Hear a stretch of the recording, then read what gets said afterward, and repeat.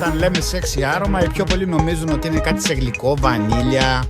Λάθος. Το σεξι άρωμα λοιπόν δεν είναι αυτό. Το σεξι άρωμα είναι οι αντιθέσεις. Θα σου εξηγήσω. Όταν μπορείς να συνδυάσεις αρμονικά δύο νότες, δηλαδή λέμε βανίλια μαζί με κέδρο, παράδειγμα, κάτι σε μάσκ μαζί με δέρμα ή ξύλο.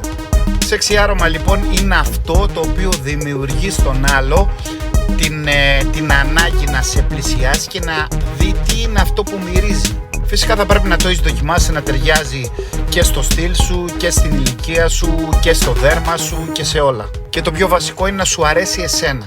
Άρα μην κολλάς με τα γλυκά αρώματα, βρες κάτι, πειραματίσου, δοκίμασε και άσε τον άλλο να ανακαλύψει τι είναι αυτό που φοράς. Εκεί είναι που θα κολλήσει ο εγκέφαλος. Δώσ' του μυστήριο. Όπου μπει το μυστήριο, παιδιά, εκεί αρχίζει και ξεκινάει το ενδιαφέρον. Αν θες και εσύ τώρα να κάνεις τους καλύτερους συνδυασμούς, πες εδώ, απλό πράγμα.